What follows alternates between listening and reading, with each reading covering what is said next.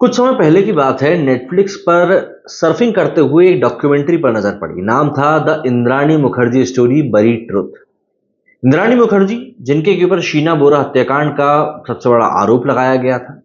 इस डॉक्यूमेंट्री में उन्होंने अपनी तरफ से सारी बातें कही, और इस डॉक्यूमेंट्री में जिस तरीके से उन्होंने अपनी बात रखी थी, उससे एक बात कन्विंस करने लायक थी कि इनको पूरा यकीन है, मतलब इंद्राणी को पूरा यकीन है कि वो छूटने वाली हैं। और उसके बाद में अब खबर निकल कर आती है कि जो कंकाल पाया गया था, जिसको कि शीना बोरा का बताया जा रहा था, वो गायब हो चुका है, चोरी हो चुका है। किसी को नहीं पता कि वो कहां चला गया है। ऐसे में ऑब्वियस सी बात है, लोगों के जहन में ये बात उठ रही है कि क्या अब इंद्राणी मुखर्जी छूट जाएंगी, क्या अब ये केस ढीला पड़ जाएगा। बस इन्हीं सवालों के जवाब को तलाशने के लिए आज के इस वीडियो में हम लोग कई सारी बातों के ऊपर डिस्कशन करेंगे, और फिर आप भी मुझे अपना मत बताइएगा कि आपको इस बारे में क्या कुछ कहना है। अगर आपको ये वीडियो पसंद आता है तो इस वीडियो को शेयर जरूर कीजिएगा, और हाँ, लाइक करना मत भूलिएगा। दरअसल 12 साल पुरानी बात है करीब करीब। उस समय मतलब पूरी दुनिया ही एक तरह से हिल गई थी जब 12 साल पुराने शीना बोरा मर्डर केस के बारे में लोगों को पता चला था। दरअसल यही वो समय भी था जब एक बड़ा ट्विस्ट भी आया। दरअसल 25 साल की शीना की हत्या 24 अप्रैल 2012 को कर दी गई थी।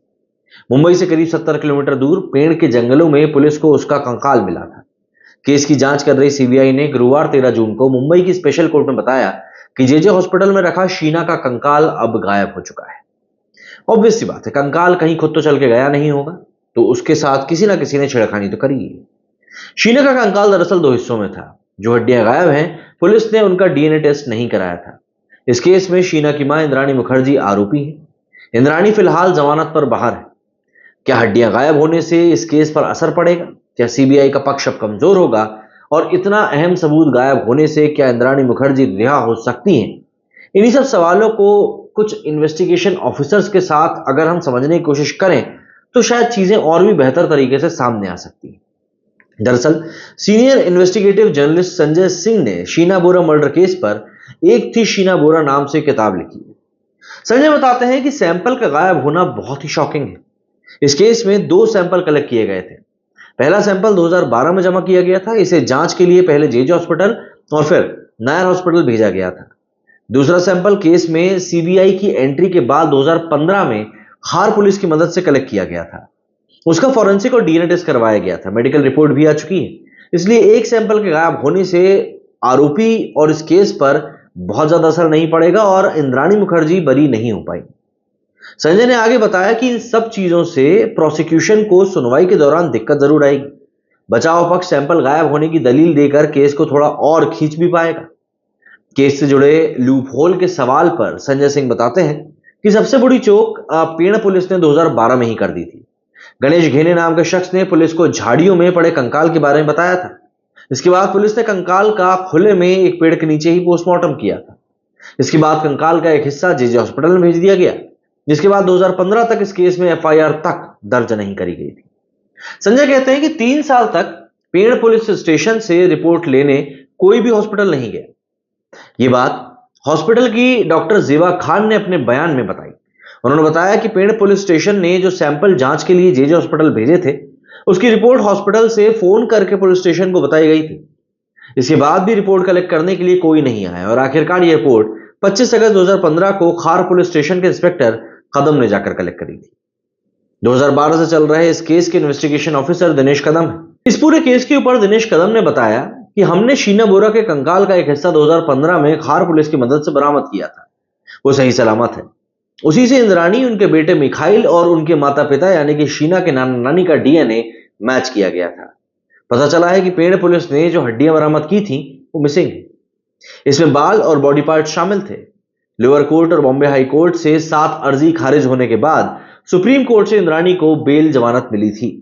गिरफ्तारी के बाद से वे मुंबई के भायखला महिला जेल में बंद थी। कदम आगे बताते हैं कि हमारे पास इस केस में काफी पुख्ता सबूत है।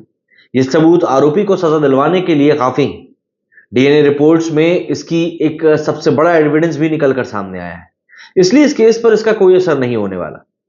लग रहा है कि गायब एविडेंस मिसप्लेस हुए हैं और कुछ भी नहीं। शीना बोरा केस में गायब हुए एविडेंस कितने जरूरी हैं, ये सवाल जब दिल्ली के दीनदयाल उपाध्याय हॉस्पिटल के फॉरेंसिक डिपार्टमेंट के हेड डॉक्टर बीएन मिश्रा से पूछे गए तो उन्होंने बताया कि किसी कंकाल को बरामद करने के कुछ दिन के अंदर उसका मेडिकल एग्जामिनेशन कर लिया जाता है। इस केस में भी दोनों कंकालों के सभी जरूरी टेस्ट हो चुके हैं। ऐसे में वे एक तरह से वेस्ट ही थे, यानी उनका अब कोई काम रह नहीं गया था। शीना बोरा का कंकाल कैसे मिला, इसकी कहानी संजय सिंह ने अपनी किताब में बताई है। उन्होंने लिखा कि 24 अप्रैल 2012 को शीना की हत्या की करी गई थी। एक महीने बाद 23 मई 2012 को उसका कंकाल मिला। 34 साल के गणेश घेने ने सबसे पहले इस कंकाल को देखा। मंडप की सजावट का काम करने वाला गणेश पुलिस पाटिल यानी कि पुलिस मित्र भी था। उसका काम अपने गांव हिटावने और आसपास के इलाकों में होने वाली घटनाओं पर नजर रखना था। गणेश के मुताबिक 23 मई 2012 को वो अपने टेम्पो से गांव लौट रहा था। रास्ते में टॉयलेट के लिए गगोड़े खुर्द में जंगल में रुका। यही आम तोड़ने के लिए जंगल के थोड़ा अंदर चला गया। अचानक उसे बदबू महसूस हुई। वो बदबू वाली जगह की तरफ गया तो देखा कि वहां पर एक कंकाल पड़ा हुआ है। वहीं बैग के कुछ फटे हिस्से भी थे। बाद में पता चला कि वही बैग था जिसे शीना की जल्दी लाश पर फेंका गया था। बैग पूरी तरह से जल नहीं पाया था।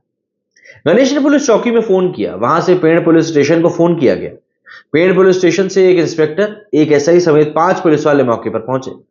पुलिस ने डॉक्टर को बुलाया। उसने कंकाल की जांच की और पोस्टमार्टम के लिए हड्डियों के कुछ हिस्से रख लिए, जिसके बाद पुलिस ने मजदूर बुलाकर कंकाल को आम के एक पेड़ के पास दफना दिया। पुलिस ने हड्डियों को मुंबई के जेजे अस्पताल में भेज दिया। जंगल में मिली हड्डियों का पोस्टमार्टम रायगढ़ जिले के प्राइमरी हेल्थ सेंटर में डॉक्टर संजय ठाकुर ने किया था। उन्होंने बयान दिया था कि मेडिकल टेस्ट के लिए शव के नमूने लेने मैं ही मौके पर गया था। मैंने ही एडवांस डेथ सर्टिफिकेट और पोस्टमार्टम रिपोर्ट बनाई थी। उस रिपोर्ट में मौत की वजह के बारे में कुछ नहीं था। डॉक्टर संजय ठाकुर ने माना कि पुलिस ने मुझसे मौत की वजह तक नहीं पूछी। ये सही है कि डॉक्टर के लिए पोस्टमार्टम के जरिए सामने आने वाली किसी भी गड़बड़ी या फिर संदिग्ध परिस्थिति का जिक्र करना बहुत जरूरी होता है। मैंने पोस्टमार्टम में ऐसी कोई एंट्री नहीं करी थी। 28 अगस्त 2015 में शीना मर्डर केस का खुलासा होता है। इसके बाद पुलिस जंगल में दफनाए गए कंकाल को ढूंढने दोबारा निकलती।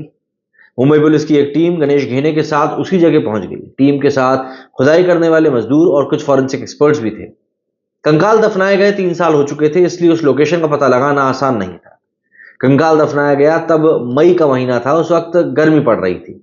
दोबारा तलाश के वक्त अगस्त था और बारिश हो रही थी। इस वजह से पूरा इलाका हरियाली से घिरा हुआ था। शीना बोरा का कंकाल इसी जगह मिला था।